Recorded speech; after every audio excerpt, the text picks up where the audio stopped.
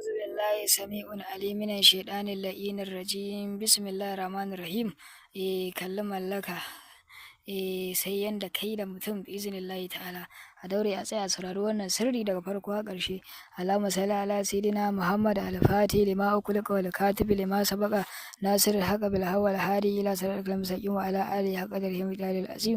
Al'ummar sun da faɗin duniya kana soyayya amma kuma hankalinta ya ki tsaya waje ɗaya, kula wannan kula wancan, ko zance aure ya taso amma ana neman a jijjige wannan zance, ko kuma a'a wani al'amari ne wanda ya shafi kai da wanda kake so, ko kuma kai da wanda kake so, ko kuma kai da wanda kake so ka kasance a tare biznillahi ta'ala, ko wanda kake so ka aura insha Allah. To kuma tsatsaru suna ta bujirowa a tattare da shi ko a tattare da ita ka gabatar da wannan aiki.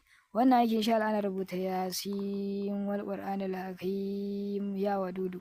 Za a buɗe wannan mi'are ta ƙarshen yasin sai a saka sunan wacce ake so ko wanda ake so a mallaka, sai kuma wannan ya wadudu waɗannan a bubbuɗe su a saka sunayensu insha Allah.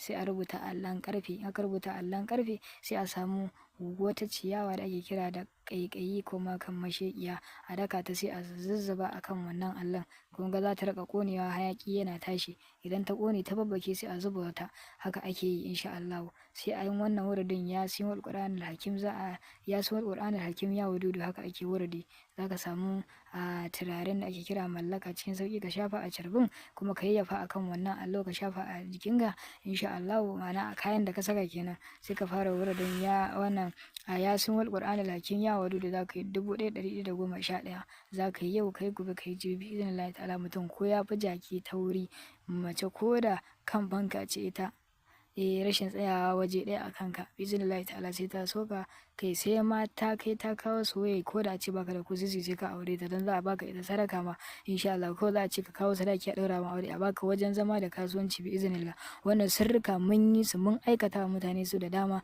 In kana so mai maka to kai mana magana, ko kuma ka yi da kanka, duka ɗaya ne a wajen mu. Domin ƙarin bayani ga number mu ta